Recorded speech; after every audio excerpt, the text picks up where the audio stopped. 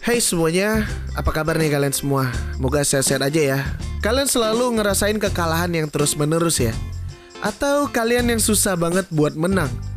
Ini tuh salah Dark System Muntun atau emang kalian aja yang belum mampu untuk memenangkan pertandingan itu? Ya balik lagi bareng aku di Emirum is here. Ini seru nih, konten ini bakal seru banget. Aku pengen ngebahas singkat tentang hal yang selalu melekat di kepala kalian tentang Dark System Muntun. Ayolah men, Dark System itu nggak ada.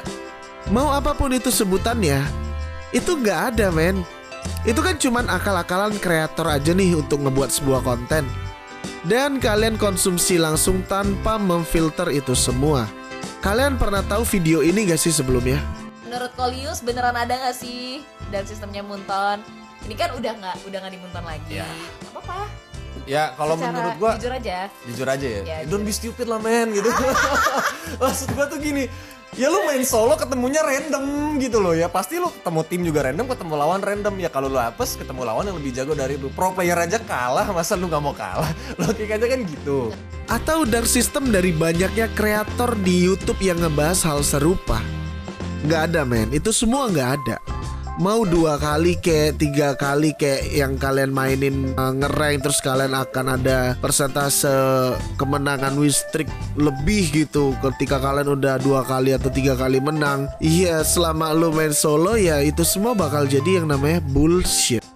Bener nih kata Kolius. Ya, Don't be stupid lah men gitu. Ya lu main solo ketemunya random gitu loh ya. Pasti lu ketemu tim juga random, ketemu lawan random. Ya kalau lu apes ketemu lawan yang lebih jago dari lu. Dan ya pastinya nih, kalian pasti pernah juga lah ngerasain kayak hero-hero musuh tuh kok pada jago-jago atau lebih sakit sih dari tim kita. Dan kalian dikasih tim yang skillnya di bawah rata-rata dari musuh. Contohnya tuh kayak gini deh. Jadi ini sedikit bermain logika ya. Kalian dikasih win streak 5 kali sama sistem, dan kecil kemungkinannya bakal dikasih win streak di atas 7. Untuk player solo itu bakal susah banget men. Ataupun yang kalian pada mabar itu juga bakal sulit ya kan dikasih win streak di atas 7. Kalau ada pun berarti ya skill lu di atas rata-rata musuh yang lu temui. Ya sistem matchmaking itu juga bakal menilai dong. Elu dan tim itu udah dikasih win streak semisal 6 kali deh. Dan di match yang ke-7, elu dan tim itu bakal dikasih lawan yang setara sama skill yang elu dan tim elu punya. Kalau menang ya itu poinnya bagus dong. Kalau kalah, ya berarti harus ngembangin diri lagi dong. Kalian lihat nih segi kekalahannya dari mana, entah itu dari draft pick atau rotasi yang masih kurang atau follow up-nya yang masih kurang. Kan banyak aspek tuh. Iya nggak akan lah, matchmaking itu ngasih lu player yang gampang terus. Lu menang terus-terusan dengan lawan yang skillnya di bawah lu. Oke, semua orang emang menginginkan selalu menang ya di setiap match ya.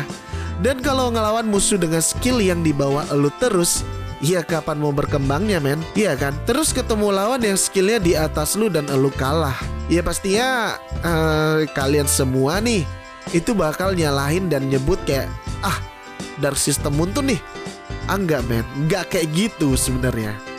Terus, gimana cara ngimbangin lawan yang lebih jago dari elu? Ya dengan cara berbenah diri. Nah, di video kali ini aku pengen ngebahas tentang tips push rank ala Emirum is here yang gak akan kalian temuin di belahan bumi manapun. Dan cara ngembangin diri itu sendiri nanti ya bakal aku singgung juga nih dan bakal aku sharing juga ke kalian. Yang pertama, aku pengen berbicara dulu soal level emblem. Oke, ini emang kayaknya nggak ada kaitannya dengan tips push rank, tapi ini tuh hal yang mendasar banget men. Ini adalah masalah terpenting yang harus kalian benahi. Di saat emblem kalian levelnya cupu, mulai sekarang fokusin dulu deh naikin level emblemnya. Karena tiap level dari emblem itu punya manfaat yang gede banget buat elu dan juga hero yang elu mainkan. Simpelnya, kayak di beberapa emblem, kayak aku ambil contoh emblem assassin deh. Ada persentase peningkatan efek dari emblem itu yang lebih tinggi ketimbang elu pakai level emblem yang masih cupu gitu loh. Dari soal damage, oke, otomatis bakal jauh lebih sakit ketimbang elu ngelawan hero-hero yang emang level emblem itu lebih rendah dari yang elu punya. Itulah kenapa kalau kalian main pasti pernah lah ya kayak ngerasain kok hero musuh lebih sakit ya. Dan ada beberapa aspek lagi yang jadi bahan pertimbangan nih. Kayak kalah dari segi level emblem. Oke, semisal emblem lu tuh udah max dan lawan lu tuh juga emblemnya max nih, semisal ya.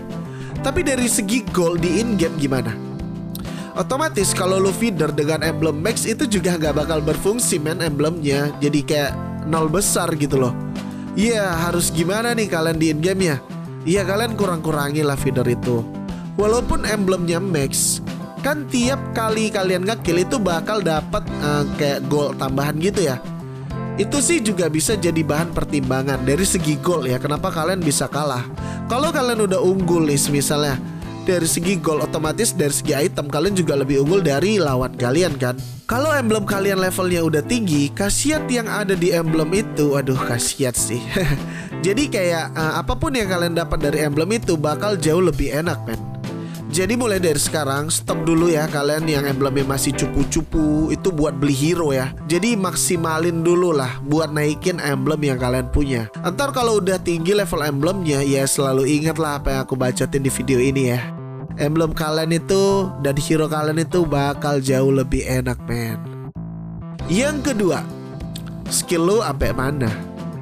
Sering kan kalian nyalahin timnya kayu lah, timnya nggak tahu main lah. Atau jangan-jangan skill lu yang mentok di situ-situ aja. Udah main bertahun-tahun tapi nggak ada peningkatan. Aku udah pernah bikin tips nih dari tiap role yang mungkin bisa ngebantu kalian memahami setidaknya nih sedikit tentang gimana sih main mid lane, gimana sih main roam, gimana sih main ini itu dan semua role yang ada di Mobile Legends. Jadi ntar pas di in-game-nya kalian pegang kendali game kalian. Gak usah terlalu terpaku nih sama timnya. Gak usah saling menyalahkan, gak usah saling bacot. Nah bacot juga dan ketikan ini kadang bikin kita gak fokus main men. Kurangilah ngetik-ngetik itu. Teruslah fokus ya di in-game-nya dan jalanin aja lah tugas dari masing-masing role yang kalian punya. Jadi itu bisa juga meningkatkan persentase kemenangan ketika kalian mainnya disiplin. Yang ketiga itu tentang penguasaan hero. Nah ini tuh berkaitan erat dengan tips push rank ya. Jadi nge-push rank itu ya nggak mungkin dong nggak pakai hero. Ya otomatis kalian harus tahu nih power spike hero yang kalian mau mainkan, terus penguasaan hero atau mekanik hero yang kalian mainkan itu sampai mana sih. Ada beberapa hero yang emang bener-bener lu kuasain gitu loh ya kan. Lu pasti paham lah ya kan hal terkecilnya dari hero yang lu punya atau yang lu mainkan. Lu paham cara maininnya dan tentunya ini berhubungan langsung dengan yang namanya draft pick yang bakal lu temuin atau lu mainkan. Oke, gimana dengan teman-teman yang GM ke bawah yang nggak ada draft picknya? Ya kalau main kan kita teman-teman yang di bawah itu nggak bisa lihat tuh musuhnya apa-apa aja. Jadi gini, buat teman-teman yang terutama di GM ke bawah, kalian hanya perlu memaksimalkan hero yang kalian punya. Entah itu dari segi gameplay, kan setiap hero tuh beda-beda ya. Unik-unik lah pokoknya semua hero itu. Aku kasih kisi-kisinya aja lah ya. Kayak ada hero yang kuat di early game, hero yang kuat di late game, dan hero yang bisa menggendong juga nih. Nah, kalian lihat dulu hero kesayangan kalian itu tipenya seperti apa. Kalau hero-nya kuat di early game kayak Diro, Tamus, dan lainnya, ya kalian harus bisa membuat sebuah momen di mana early game itu kalian harus lebih unggul dari musuh kalian. Itu tuh bakal jauh lebih enak nanti ketika kalian masuk ke fase mid atau late game-nya. Ketika kalian udah snowball ya di early game, untuk hero-hero early game itu bakal jauh lebih enak. Dan terutama juga hero-hero late game sebenarnya kalau kalian udah unggul di early game itu bakal enak lah seterusnya. Gimana caranya kalian bisa mikir gitu loh ketika kalian main hero-hero early game ya kan. Kayak yang tadi aku bilang, membuat sebuah momen. Kalau untuk hero-hero early sih ya udah pasti kebanyakan lebih unggul nih ya kan di lane-nya ketimbang hero-hero yang late game. Ya kebanyakan hero-hero late game tuh bermain sangat-sangat aman dan kebanyakan kayak berlindung di bawah turret. Nah untuk hero-hero late game, ya bermain aman aja dulu sampai kalian rasa oh aku udah ready nih buat join tim atau join war ya kan. Nah kebalikan nih dari hero-hero early game tadi, buat player-player hero late game ya, karena kebanyakan kalian juga yang nonton video ini pasti player-player late game kan. Teruntuk kalian yang mau main hero-hero late game ya di early game jangan feeder-feeder banget lah. Ntar kalian bakal kalah dari banyak aspek.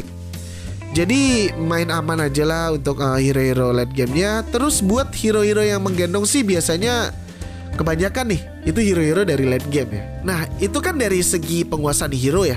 Untuk pemilihan hero kayak untuk di tier bawah kan gak terlalu banyak ya hero-nya. Karena kalian juga hero-nya pasti terbatas kan. Gak pasti kalian cuma punya sekitar 20 atau 30 hero kan. Jadi ya emang gak ada salahnya. Kayaknya 24, 30, 20, 30, 40 hero tuh kayaknya kebanyakan deh untuk JM ke bawah. Tapi pasti ada lah orang-orang yang punya hero sebanyak itu. Kalau udah masuk ke epic terus ada draft pick, baru deh di sana nanti kalian bisa belajar lagi nih hal baru atau hal tentang counter mengcounter hero. Untuk sekarang nikmatin aja dulu buat teman-teman yang di GM yang ke bawah. Dan ya semoga kalian lancar untuk nge-push ranknya. Teruntuk teman-teman yang udah dapat draft pick atau yang di epic atas ya, aku saranin belajarlah banyak-banyak hero men. Dan buat kalian yang udah lama di sini, aku selalu bilang kan, dan kalian pasti ingat lah, belajar minimal 2 hero dari tiap role. Biar ntar ketika kalian main gak bingung kalau semisal goldnya udah keisi. Kalian kan bisa ngisi yang lain tuh kayak semisal mid atau EXP atau yang lain lah. Jadi gak perlu lah ngambek-ngambekan lagi kalau role-nya udah keisi. Mulai dari sekarang belajarlah untuk dewasa ya. Dan tips yang terakhir dari aku, ini bisa meningkatkan persentase kemenangan kalian. Mainkan hero-hero yang lagi rame. Biasanya dunia permobaan, terutama di Mobile Legends, itu bakal ada satu momen yang latah. Dalam tanda kutip itu latah ya. Entah itu dari hero yang dimainkan dari sekianan pro player, entah itu hero-hero yang emang lagi rame dimainkan, kayak sekarang-sekarang ini. Contohnya Nana lah, jadi langganan pick banget ya kan. Atau hero-hero yang emang lagi bagus-bagusnya lah pokoknya. Dari hero-hero buff itu juga bisa sih. Hero-hero yang lagi di buff ya, bukan hero-hero yang main jungler dan ngambil buff, itu bukan. Jadi hero-hero yang lagi dibagusin di patch-patch yang terbaru. Kalian juga tuh harus baca update-updatean dari patch terbaru Mobile Legends biar kalian tahu hero-hero yang lagi sakit, yang lagi di buff. Untuk belajar nanti di klasik aja ya. Misal kalian tahu nih hero yang A lagi bagus, lagi di buff, terus kalian mau belajar, ya jangan di rank biar sama-sama enak lah kita semua. Ketika main hero-hero yang lagi rame, aku saranin sih belajar hero-hero counternya juga ya. Kayak Nana gitu kan, yang kemarin aku juga udah buatin tuh video-videonya. Terus untuk semisal nih ketika kalian ketemu EXP musuh kayak Esme, kalian bisa lawan pakai Tamus atau juga Masya. Ya kayak gitu aja sih sebenarnya permobaan itu. Buat counter di gold, ntar kalian pasti ya kalian tahu lah gitu loh hero-hero yang bakal jadi counter dan recounter di gold landnya. Dan sekian video kali ini. Terima kasih buat yang udah nonton video ini sampai habis. Aku pamit. Bye bye.